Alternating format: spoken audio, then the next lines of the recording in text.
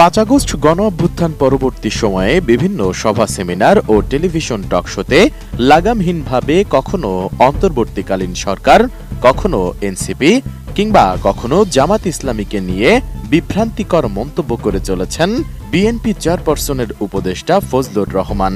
রাজনীতিতে তাকে ঘিরে আলোচনা যেন থামছেই না। দেশ এখন উত্তাল হচ্ছে।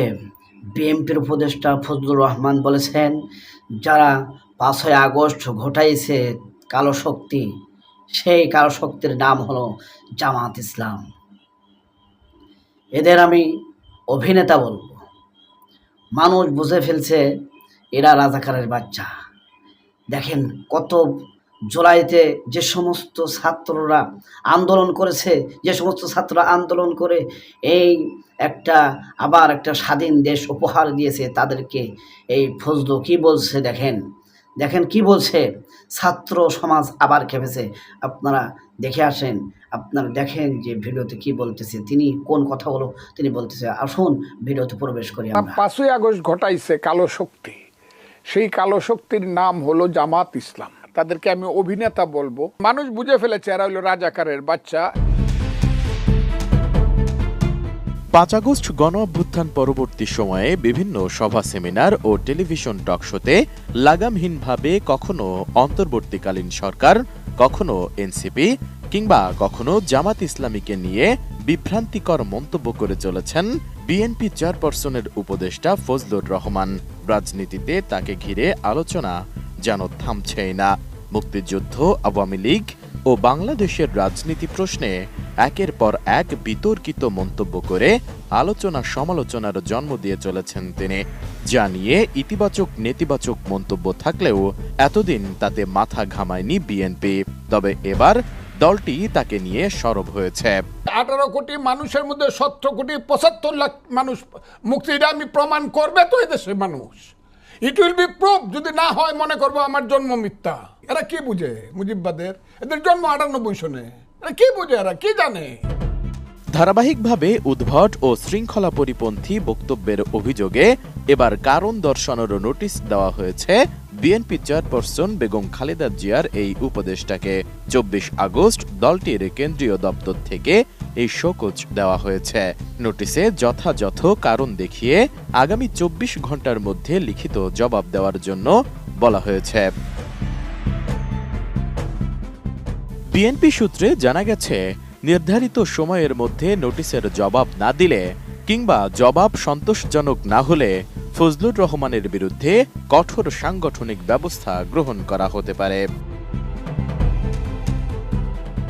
ফজলুর রহমানকে দেওয়া নোটিশে বিএনপি বলেছে, তিনি জুলাই আগস্ট ঐতিহাসিক গণ অভ্যুত্থান নিয়ে ক্রমাগত কুরুচিপূর্ণ ও বিভ্রান্তিকর বক্তব্য দিয়ে আসছেন এবং আত্মদানকারী শহীদদের নিয়ে যে বক্তব্য দিচ্ছেন তা সম্পূর্ণরূপে দলীয় আদর্শ ও গণ অভ্যুত্থানের চেতনার পরিপন্থী। এই গণ অভ্যুত্থানের বিরুদ্ধে এবং গণতন্ত্র পুনরুদ্ধারের আন্দোলন নিয়ে তার বক্তব্য জনমনে তীব্র প্রতিক্রিয়া সৃষ্টি করেছে।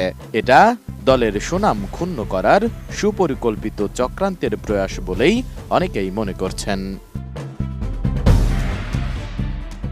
নোটিশে আরও বলা হয়েছে, ফজলুর রহমান জনগণের ধর্মীয় অনুভূতিতেও আঘাত দিয়ে কথা বলছেন।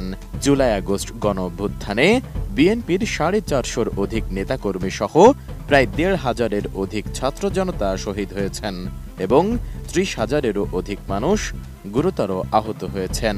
গণতন্ত্র পুনরুদ্ধারের জন্য গণ অভ্যুত্থানে ছাত্র জনতার এ ধরনের বিরচিত ভূমিকাকে তিনি প্রতিনিয়ত অপমান ও অমর্যাদা করছেন, তাই তাকে শোকজ করা হয়েছে। এদিকে সম্প্রতি একটি টকশোতে অংশ নিয়ে ফজলুর রহমান মন্তব্য করেছেন, 24 জুলাই গণ অভ্যুত্থান ছিল একটি ষড়যন্ত্র। এটা কোনো সাধারণ রাজনৈতিক ঘটনা নয়, বরং এটি একটি সুপরিকল্পিত ষড়যন্ত্র, যার মূল পরিকল্পনাকারী কালো শক্তি ছিল জামাতে ইসলামী ও ছাত্র শিবির। তিনি দাবি করেন, এই সংগঠন দীর্ঘদিন ধরে দেশের রাজনৈতিক স্থিতিশীলতা নষ্ট করার জন্য ষড়যন্ত্র করে আসছে। তারা 5 আগস্টের ঘটনার জন্য দায়ী এবং তারা রাজনৈতিক নেতা নয়, বরং তারা কেবল অভিনেতা। যারা 5ই আগস্ট ঘটাইছে কালো শক্তি, সেই কালো শক্তির নাম হলো জামাত ইসলাম, এবং তাদের যে অগ্রগামী শক্তি তার নাম হলো ইসলামী ছাত্র শিবির, যাকে সার্জিস আলমরা যারা এইটার অভিনয় করছে 5ই আগস্টের অভিনেতা যারা, আমি তাদেরকে নেতা বলতে আর চাই না, তাদেরকে আমি অভিনেতা বলবো। মানুষ বুঝে ফেলেছে এরা হইলো রাজাকারের বাচ্চা, এরা 54 বছর পরেও রাজাকারের সেই কুকীর্তিকে তারা ভুলে নাই, তার প্রতিশোধ নিতে চায়। জুলাই আন্দোলন নিয়ে এরকম অবমাননাকর বক্তব্যের প্রতিবাদে রোববার ঢাকা বিশ্ববিদ্যালয়ে তার কুশপুত্তলিকা দাহ করেছে শিক্ষার্থীরা। সেই সাথে তাকে স্থায়ীভাবে বহিষ্কার করে আইনের আওতায় আনারও দাবি জানিয়েছেন তারা। ফজলুর রহমান এবারই শুধু নয়, এর আগেও 24-এর গণ অভ্যুত্থান নিয়ে সে বিভিন্ন রকম কুরুচিপূর্ণ মন্তব্য করেছে, কিন্তু বিএনপি থেকে কোনো ব্যবস্থা নেওয়া হয়নি। S I Raj, ATN news.